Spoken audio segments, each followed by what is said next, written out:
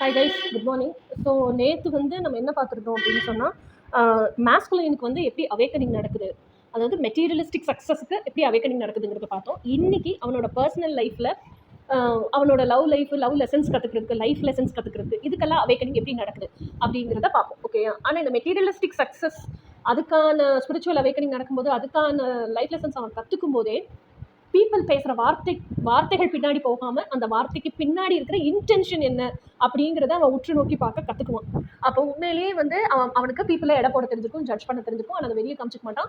அவனுக்குள்ளேயே வச்சுக்கிட்டு so this is how they are, இவங்க கிட்ட நம்ம இப்படி தான் இருக்கணும் அப்படிங்கிற மாதிரி அவனோட எல்லைகளை பவுண்டரி செட் பண்ண கற்றுட்டு இருப்பான்.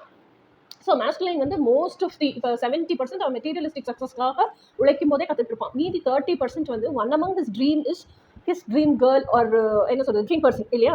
ஸோ அந்த ட்ரீம் கேர்ளை மேனிஃபெஸ்ட் பண்ணணும், அந்த ட்ரீம் கேர்ள் கூட நம்ம வாழ்க்கையை அமைச்சுக்கணும்னு நினைக்கும் போது அவன் லைஃப்பில் அவன் வந்து அப்போ ஹீலிங்கு, பக்குவ நிலை அடைகிறது அதெல்லாம் எதுவுமே இருந்திருக்காது. ஓகேயா.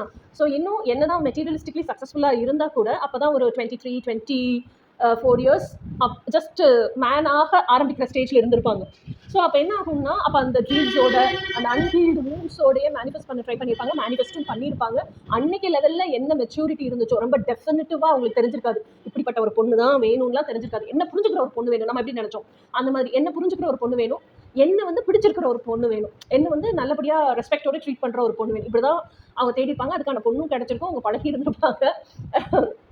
அவங்க வந்து இனிஷியல் 6 மந்த்ஸ்லேயே அவங்களுக்கு தெரிஞ்சிருக்கும் நம்ம எக்ஸ்பெக்ட் பண்ணுற பொண்ணு இது இல்லை, நம்ம எக்ஸ்பெக்ட் பண்ணுறது இல்லைன்னா கூட எக்ஸாக்ட் ஆப்போசிட்டாக இருக்குது. இருந்தாலும் அவங்க என்ன ரீசனுக்காக அந்த ரிலேஷன்ஷிப்பில் இருந்திருப்பாங்கன்னா, லவ் அப்படிங்கிறது நம்ம எக்ஸ்பெக்ட் பண்ணது அவங்க கிட்ட இல்லைங்கிறதுக்காக விட்டுட்டு போயிடக்கூடாது, அப்புறம் லவ்வில் என்ன ட்ரூத் இருக்குது அப்படின்னு எல்லாம் நினச்சிட்டு இருந்திருப்பாங்க அந்த ரிலேஷன்ஷிப்பில். ஆனால் அந்த பொண்ணு என்ன சொல்லியிருக்கும் அப்படின்னா, நீ ரொம்ப மேனிப்புலேட்டிவாக இருக்க, நீ ரொம்ப டாக்ஸிக்காக இருக்க, நீ என்னை ரொம்ப டாமினேட் பண்ணுற, நீ வந்து ரொம்ப நார்சிஸ்டிக்காக பிஹேவ் பண்ணுற, என்னை விக்டிம் மோட்லேயே வச்சுருக்கேன்னு சொல்லிட்டு அந்த பொண்ணு விட்டுட்டு போயிருக்கும்.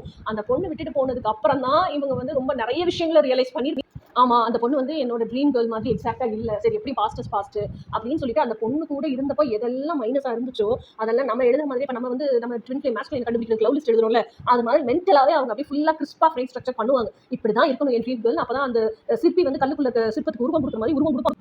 அதுக்கப்புறம் தான் அவங்களோட ட்ரீம்ஸு ரிகார்டிங் லவ், அந்த ட்ரீம் கேர்ள் தான் மேனிஃபெஸ்ட் பண்ணணும் அப்படிங்கிறத வேல்யூ பண்ண ஆரம்பிப்பாங்க, ஊர்ஜிதமாக ஆரம்பிப்பாங்க. அப்போ ஆன் தி வேல வர்ற வேறு எந்த பொண்ணையுமே அவங்க சீண்ட மாட்டாங்க. அவங்க இனிஷியலே தெரிஞ்சிடும் நம்ம ட்ரீம் கேர்ள் மாதிரி இருக்காளா இல்லையாங்கிறது. ஏன்னா இப்போ லவ் லிஸ்ட் கையில் இருக்குல்ல, ட்ரீம் கேர்ள் மாதிரி இல்லாத பொண்ணுங்க கிட்ட அவங்க க்ளோஸ் கூட ஆக மாட்டாங்க. அதுக்கப்புறம் தான் நிறைய விஷயம் அவங்க நினச்சி அவங்க பாஸ்ட் ரிலேஷன்ஷிப்லேருந்தே நம்மளும் இப்படி நடந்திருக்கோம் அப்படின்னு சொல்லிட்டு அதெல்லாம் ஹீல் பண்ணிட்டு மாறி ரெடியாக. This is spiritual awakening in a masculine's life for getting ready for his love life. இதுதான் பர்சனல் அவேக்கனிங் ஆக்சுவலாக அவனுக்கு.